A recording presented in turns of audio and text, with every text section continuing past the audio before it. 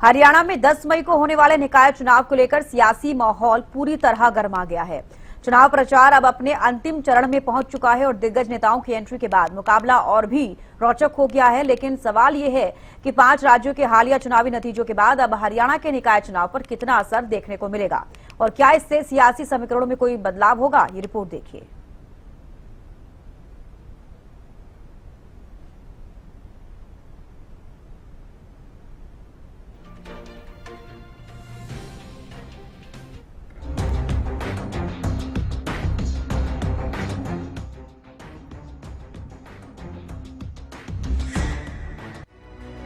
हरियाणा में नगर निकाय चुनाव को लेकर राजनीतिक सरगर्मी तेज हो गई है। प्रदेश के 3 नगर निगम पंचकुला, अंबाला और सोनीपत, 1 नगर परिषद रेवाड़ी और 3 नगर पालिकाएं धारूहेड़ा, सांपला और उकलाना में मतदान होना है। चुनाव को लेकर सभी दलों ने पूरी ताकत झोंक दी है। मुख्यमंत्री नायब सिंह सैनी बीजेपी की ओर से ट्रिपल इंजन सरकार के नारे के साथ प्रचार कर रहे हैं। वहीं कांग्रेस की ओर से दीपेंद्र हुड्डा समेत कई बड़े नेता मैदान में उतरकर जनता को साधने में जुटे हैं। दोनों दलों के बीच सीधा मुकाबला देखने को मिल रहा है। जो हरियाणा प्रदेश में 7 स्थानों पर चुनाव हो रहे हैं, 7 स्थानों पर इसी प्रकार से भारतीय जनता पार्टी और कमल के फूल की सरकार, ट्रिपल इंजन की सरकार हरियाणा प्रदेश में बने, ये सब लोगों का मन बना है। और इस 10 मई को होने वाले चुनाव में हमारे सभी पार्षद और सभी हमारे मेयर और चेयरमैन बड़े बहुमत के साथ जीत कर आएंगे और ट्रिपल इंजन की सरकार हरियाणा प्रदेश में बनेगी। वहीं 5 राज्यों के चुनावी नतीजे आते ही हरियाणा की सियासी गलियारों में इस बात की चर्चा शुरू हो गई। नेता प्रतिपक्ष भूपेंद्र हुड्डा ने पश्चिम बंगाल में बीजेपी की जीत पर तंज कसते हुए न केवल निकाय चुनाव बल्कि आगामी विधानसभा चुनावों को भी जीतने का दावा किया है। क्या असर तो होगा ना। पश्चिम बंगाल में आप कह रहे हो क्योंकि 15 साल हो गए उनको, अब यहाँ को 11-12 साल हो गए, बल्कि फायदा होगा कांग्रेस को एंटी इनकम्बेंसी, क्योंकि किया ही कुछ नहीं उन्होंने। उनका क्या असर तो होगा ना। पश्चिम बंगाल में आप कह रहे हो क्योंकि 15 साल हो गए उनको, अब यहाँ को 11-12 साल हो गए, बल्कि फायदा होगा कांग्रेस को एंटी इनकम्बेंसी, क्योंकि किया ही कुछ नहीं उन्होंने। बीजेपी ने विकास और आधुनिक बुनियादी ढांचे को लेकर अपना संकल्प पत्र जारी किया। वहीं कांग्रेस ने भ्रष्टाचार के मुद्दे को लेकर सरकार पर निशाना साधते हुए जीत का दावा किया है। अब देखना होगा कि 10 मई को जनता किसके पक्ष में मतदान करती है और 13 मई को आने वाले नतीजे किसके लिए जीत की सौगात लेकर आते हैं। News desk, Haryana news. और चलिए, प्रदीप शोकंद हमारे साथ लाइव जुड़ गए हैं इस पर ज्यादा जानकारी के साथ। प्रदीप, हरियाणा में निकाय चुनाव को लेकर लगातार प्रचार प्रसार किया जा रहा है, अब अंतिम चरण में उसे देखा जा रहा है। बीजेपी की बात करें या कांग्रेस की, बड़े दिग्गज लगातार प्रचार कर रहे हैं, कितना असर जमीनी स्तर पर? जी बिल्कुल, देखिए कांग्रेस की बात करें या फिर भारतीय जनता पार्टी की बात करें, दोनों ही पार्टियां अपना दमखम दिखाने के लिए पूर्णतः प्रयास कर रही है, लेकिन किसके प्रयास सफल होंगे ये तो जनता तय करेगी। जिस प्रकार से देखा जाए, लगातार कांग्रेस के दिग्गज नेता तमाम जगहों पर जा रहे हैं। सोनीपत की बात करें, अंबाला की बात करें या फिर पंचकुला की बात करें, तो अपने उम्मीदवार के लिए जो है लगातार प्रचार प्रसार कर रहे हैं। कांग्रेस दावा पेश करे कि 100% जो है जीत हासिल करेंगे। अभी कुछ देर पहले ही हरियाणा न्यूज से खास बातचीत करते हुए विधायक जस्सी पेटवार ने 100% गारंटी दी है कि जीत हासिल करेंगे।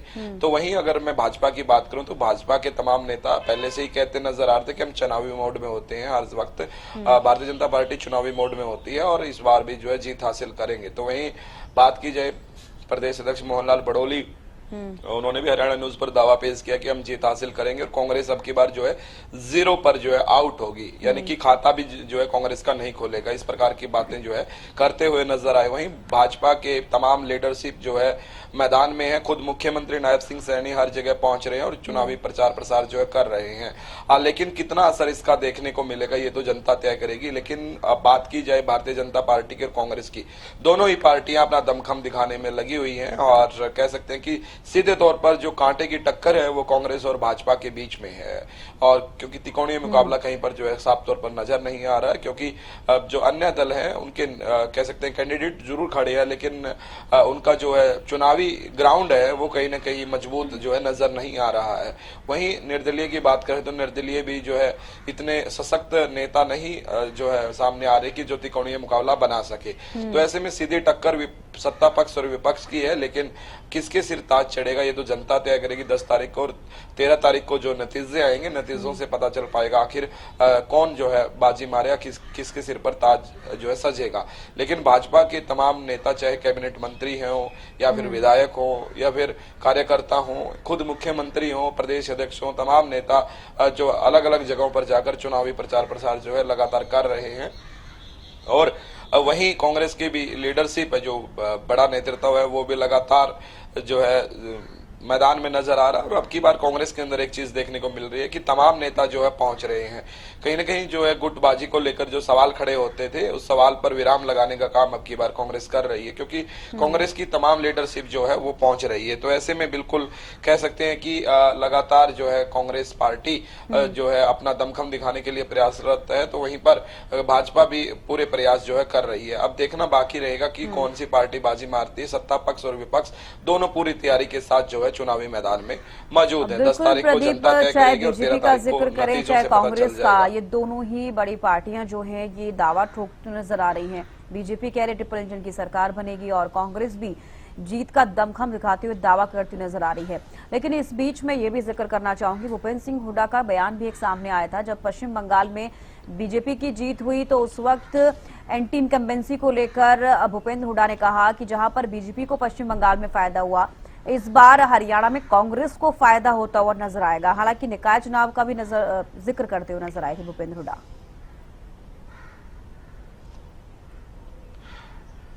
जी बिल्कुल, देखिए भूपेंद्र सिंह हुड्डा साफ तौर पर कहते हुए नजर आ रहे हैं कि अब की बार जो है हमारे कैंडिडेट जो जीतेंगे, क्योंकि देखिए जिस प्रकार से प्रदेश अध्यक्ष राव नरेंद्र ने भी जो है उन्होंने भी कहा कि देखिए भाजपा की जो है जिस प्रकार से जहां जहां पर जो है इनके सरकार है वहां पर लोग वहां से परेशान हैं, और इस वजह से जो है जनता अब जो है कांग्रेस पर विश्वास जताएगी और जनता का विश्वास कांग्रेस पर है। लेकिन देखिए दावे सभी पेश करते हैं, दावों में तो कांग्रेस की बात करें तो कांग्रेस भी पेश कर रही है, तो भाजपा भी पेश कर रही है, लेकिन कांटे की टक्कर अभी तक जो है मौजूदा हालात है उसमें साफ तौर पर नजर आ रही है। कांटे की टक्कर है, लेकिन अभी ये कहना संभव नहीं है कि कौन सी पार्टी बाजी मारेगी। दोनों ही अपना दमखम दिखाने में लगे हुए हैं, लेकिन देखा जाए तो कांग्रेस पार्टी के नेता भी पीछे नहीं है, तो कांग्रेस के तमाम नेता वहां पर पहुंच रहे हैं, तो वहीं भाजपा के नेता भी पीछे नहीं है। भाजपा के नेता भी जो लगातार चुनावी प्रचार प्रसार में जो है जुटे हुए हैं। तमाम कैबिनेट मंत्रियों की भी ड्यूटी लगी हुई है और अपने अपने क्षेत्रों में जा जाकर के चुनावी प्रचार प्रसार जो है कर रहे हैं। लेकिन ये तो लगातार सभी पार्टियों की तरफ से चुनाव प्रचार किया जा रहा है। देखना होगा कि 10 मई को जब वोटिंग होगी तो 13 मई को रिजल्ट क्या हो जाता है। बेहद शुक्रिया जुड़ने के लिए, तमाम जानकारी देने के लिए। तो देखिए इसी पर ज्यादा बातचीत के लिए बीजेपी प्रवक्ता हमारे साथ नेहा धवन जी जुड़ गई हैं, साथ ही कांग्रेस प्रवक्ता राय सिंह जी हमारे साथ जुड़ गए हैं। बहुत स्वागत है आप दोनों का हरियाणा न्यूज पर। धन्यवाद चविष्का जी। नेहा धवन जी, आपका ही रुख करना चाहूंगी। इस बीच 5 राज्यों में जिस तरीके से नतीजे आए हैं, पश्चिम बंगाल का खासतौर पर मैं जिक्र करूंगी, बीजेपी की जीत हुई, बम्पर जीत, तो ऐसे में हरियाणा में निकाय चुनाव होने हैं, कितना असर उसका हरियाणा के निकाय चुनाव पर पड़ता हुआ नजर आएगा, क्या सोच रहे हैं आप? शवेश्ता जी, देखिए हमारे लिए बहुत खुशी की बात है कि नगर निकाय चुनाव जो है वो अपकमिंग डेज में है। 10 मई को जो है वो चुनाव की तारीख है और उससे पहले जो अभी 5 राज्यों में जिस तरह से चुनाव का नतीजा आया है, ये हम भारतीय जनता पार्टी कार्यकर्ताओं के लिए बहुत ही सुखद नतीजा है। बहुत बहुत आभार और शुक्रिया मैं अदा करूंगी उन सभी राज्यों की जनता का भी और हमारे बीजेपी के कार्यकर्ताओं का भी जो अन्य राज्यों के थे, उन राज्यों में चुनाव की ड्यूटी के लिए पिछले 6 महीने से 8 महीने से वहां पर दिन रात वर्किंग में थे। और मैं मानती हूं कि अब देश की जनता जिस तरह से नरेंद्र मोदी जी के नेतृत्व को विश्वास के साथ आगे बढ़ा रही है और कमल के फूल को खिलाने का काम कर रही है, वो विश्वास जो है हरियाणा प्रदेश के जो 7 नगर निकाय के चुनाव हैं, उन जगहों पर भी आपको देखने का देखने को मिलेगा, क्योंकि जब से ये नतीजा आया है तब से जिस भी नुक्कड़ सभा में या फिर हम किसी के घर पर यहाँ जाते हैं, क्योंकि मैं खुद भी वार्ड नंबर 4 जो कि माननीय प्रदेश अध्यक्ष मोहनलाल बडोली जी का अपना वार्ड है, उस वार्ड की मैं चुनाव प्रभारी हूँ, और मेयर जो हमारे हैं राजीव जैन जी, उनका भी वार्ड, उनका भी बूथ जो है वो 61 है, जिसकी मैं प्रभारी हूँ वार्ड की।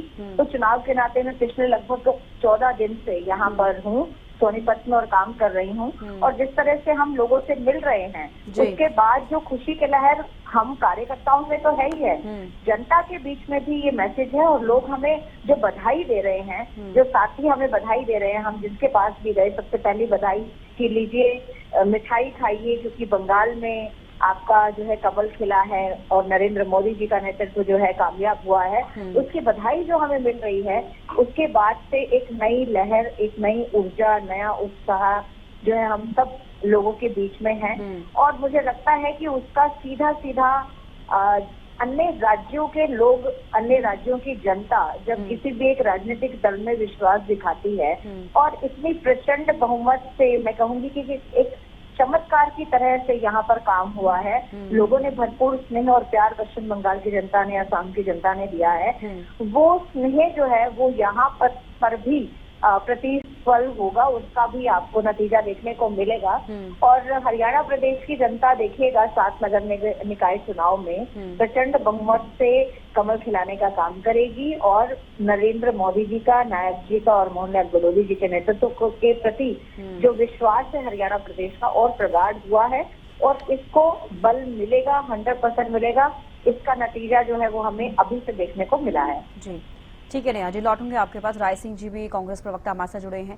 राय सिंह जी, सुना आपने नेहा धवन जी क्या कुछ कहती हुई नजर आई। इस बीच जो पश्चिम बंगाल में जिस तरीके से चुनावी नतीजे देखने को मिले, उसके बाद से अगर मैं कांग्रेस और बीजेपी का जिक्र करूं तो दोनों ही पार्टियां काफी पॉजिटिव है, बट पर्सपेक्टिव जो है वो थोड़ा अलग है। बीजेपी की तरफ से कहा जा रहा है कि जिस तरीके से प्रचंड जीत हुई है हरियाणा में भी वैसा ही देखने को मिलेगा। कांग्रेस की तरफ से भूपेंद्र सिंह हुड्डा का बयान ये सामने आया कि जैसे एंटी इनकम्बेंसी को लेकर 15 साल में सत्ता किस तरीके से काबिज ममता बनर्जी रही, उसके बाद से बीजेपी को जीत मिली, तो उसका फायदा अब हरियाणा में होता हुआ नजर आएगा, क्योंकि काफी लंबे समय से बीजेपी हरियाणा में है।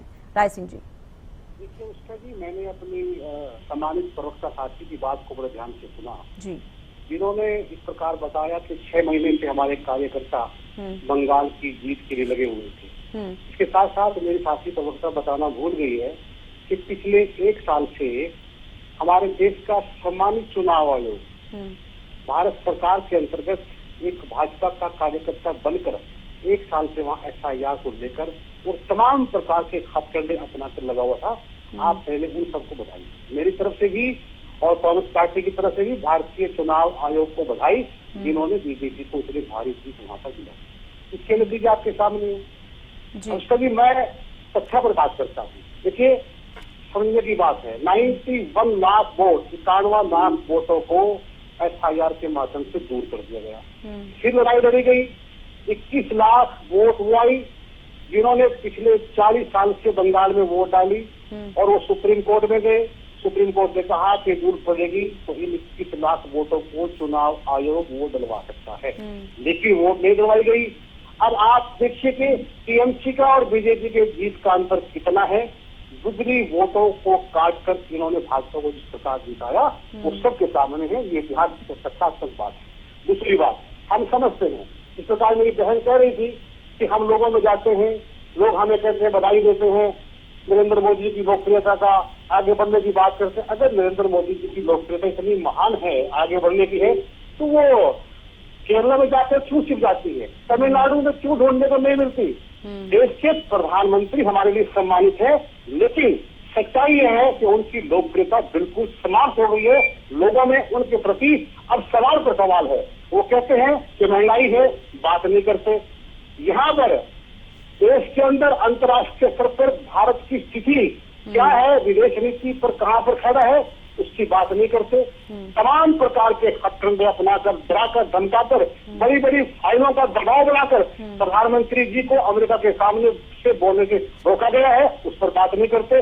और उसके बाद कहते हैं नारी वंदन अधिनियम लेकर आए, पूरे देश को पता है अप्रैल 2023 में संसद में पास हो गया, कानून बन गया और फिर हमारी सम्मानित भाजपा की महिला साथी सड़कों पर वंदना करती रही, रुदन करती रही। मुझे नहीं पता, जनता समझती है। हम जाते हैं लोगों में, लोग कहते हैं कि कमाल हो रहा है, महंगाई है, भ्रष्टाचार है। पंचकूला में मेरी भी ड्यूटी लगी है। मैं अपनी बहन को बता दूं, प्रधानमंत्री को 159 करोड़ रुपए नगर निगम चुनाव से पहले एक सुनियोजित ढंग से प्रदेश की सबसे बड़ी विधानसभा की कुर्सी पर बैठे व्यक्ति के रिश्तेदारों ने, मित्रों ने और जो वर्तमान में मेयर का प्रत्याशी है उसके परिजनों ने मिलकर 160 करोड़ रुपए का भ्रष्टाचार का घोटाला गबन कर किया है। उसका जवाब सरकार के पास नहीं है। लोग कह रहे हैं इतना होने के बावजूद आखिर बीजेपी जीतती कैसी है? लोग परेशान है कि लोकतंत्र को लूटा जा रहा है, डराया जा रहा है, धमकाया जा रहा है। तमाम प्रकार से मेरे देशवासी आज चिंतित है इस देश का लोकतंत्र कहाँ जा रहा है। बात है लेकिन सच्चाई है, अगर अनामिका जी जनता की आवाज पर, जनता के मन से, जनता की डाली हुई वोटें अगर एक लोकतांत्रिक तरीके से गिनी जाती हैं, जो कांग्रेस की सरकारों में होता था, जो निर्भीकता के साथ चुनाव आयोग प्रत्येक वोट को निकालने का प्रयास करता था, प्रचार करता था, यहाँ तक के बकायदा एजेंडे में आकर विज्ञापन देते थे, लोगों की भी सुविधा पैदा करते थे। आज तो 51 लाख वोटों को चुनाव आयोग ने ना डालने दिया गया। कौन से लोकतंत्र की बात कर रहे हैं? अगर इस प्रकार की व्यवस्था रही तो भाजपा का ये अंतिम प्रयास होगा लोगों को धमकाने का, डराकर जीतने का। ये इनके बंगाल के चुनाव से पूरे देश के अंदर ये चला गया है एजेंडा कि भाजपा का ये अंतिम प्रयास है और पूरा देश हतप्रभ है, बड़ा हुआ है, सहमा हुआ है कि लोकतंत्र को लूट कर किस प्रकार ये कार्य कर रहे हैं। और हरियाणा के नगर निगम चुनाव में जनता जानती है कि भ्रष्टाचार है, चाहे वो सौंदर्यकरण के नाम पर हो, चाहे वो सीवरेज के नाम पर हो। यहाँ तक कभी बड़े शर्म की बात है। ठीक है राय सिंह जी, ठीक है, लौटूंगे आपके पास। नेहा जी, जवाब चाहूंगी। राय सिंह जी ने अभी तक जो भी कुछ कहा, क्योंकि एसआईआर को लेकर जिक्र किया कि पश्चिम बंगाल में इतनी सारी वोटें कट गई, उसके बाद बीजेपी की तरफ से जो 1 साल से 6 महीने से आप बता रहे हैं कार्यकर्ता काम कर रहे हैं, वो क्या काम कर रहे हैं वो राय सिंह जी कहते नजर आए। जवाब चाहूंगी। कविष्का जी, मैं बहुत सी कहावतें मेरे मन में जो है ना दौड़ रही हैं राय सिंह जी के लिए। नाच ना जाने आंगन टेढ़ा से लेकर चिराग तले अंधेरा और मैं खिसियानी बिल्ली खंबा नोचे, सब आज इन पर सेट बैठ रही हैं। मुझे ये बात समझ में नहीं आती, जो व्यक्ति यहाँ मीडिया में बैठकर नरेंद्र मोदी जी के नेतृत्व को नकारने का काम कर रहे हैं, प्रश्न पूछने का काम कर रहे हैं, जरा एक बार प्रश्न अपने आप से, अपने दिल से और अपनी पार्टी से पूछ लीजिए कि राहुल गांधी के नेतृत्व को देश की कौन सी जनता स्वीकार कर रही है? जो प्रत्यक्ष को प्रमाण की आवश्यकता नहीं है।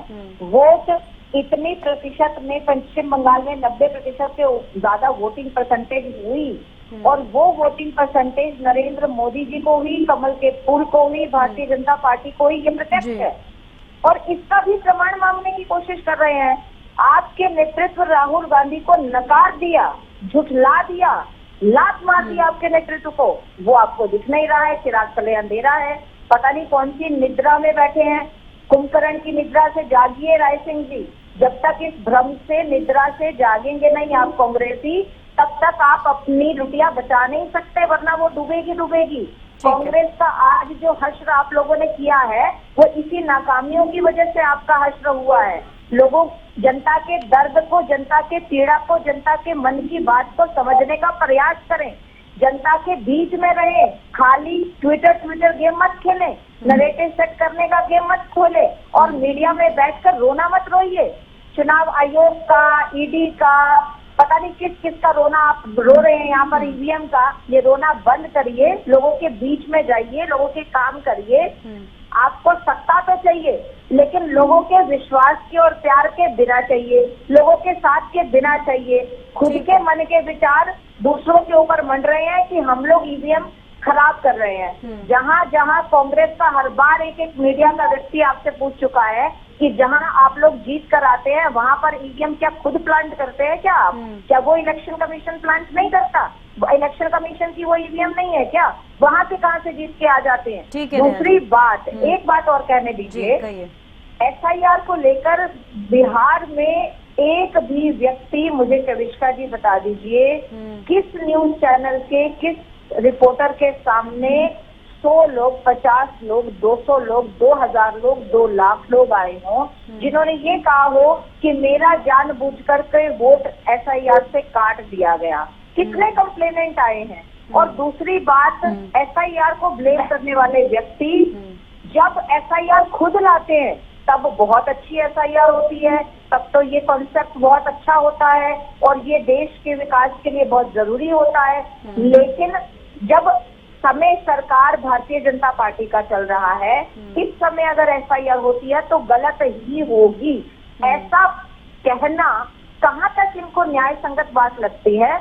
मैं फिर भी इनको ये बात कहूंगी, आज फिर मैं इनको नसीहत दे रही हूँ कि निद्रा से जागिए, भ्रम से बाहर निकलिए, अपने विषय में सोचिए कि आखिर कमियां कहाँ हैं जिसकी वजह से भारत की जनता इन पर से विश्वास खो चुकी है। जवाब ये खुद के आंकलन का समय है, ना कि दूसरों पर लांछन लगाने का समय। अभी भी जाग जाइए। ठीक है नेहा जी। राय सिंह जी और नेहा जी ने जो कुछ कहा उसका जवाब मैं चाहूंगी। और दूसरा सवाल मेरा ये कि कांग्रेस हरियाणा में निकाय चुनाव को लेकर कितनी तैयार है? राय सिंह जी।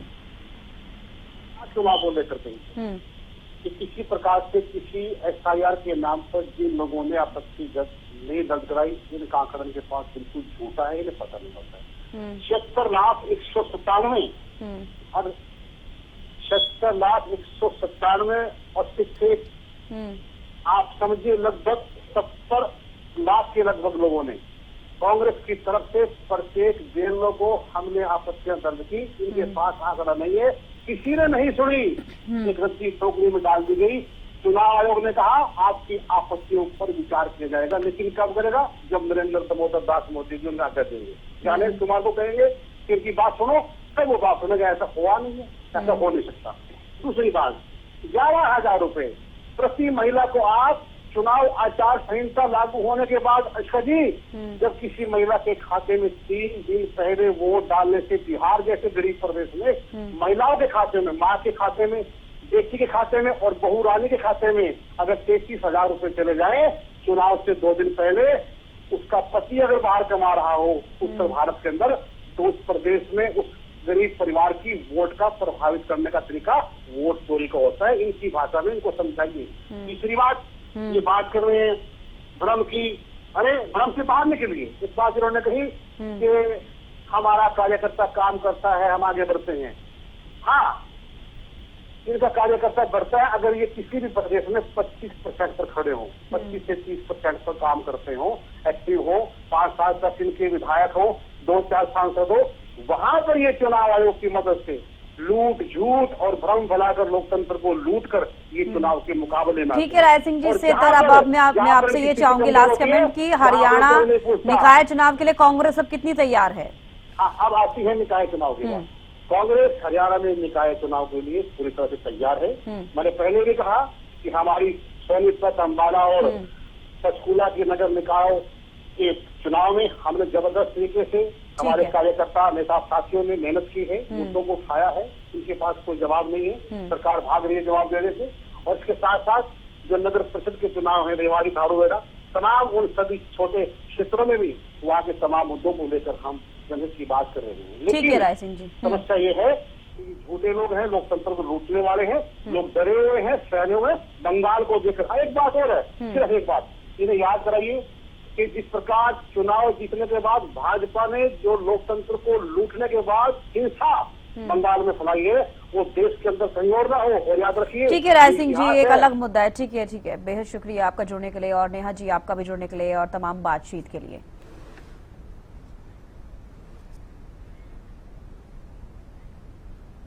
और यहाँ पर रुकें छोटे से ब्रेक के लिए, जल्द लौटेंगे।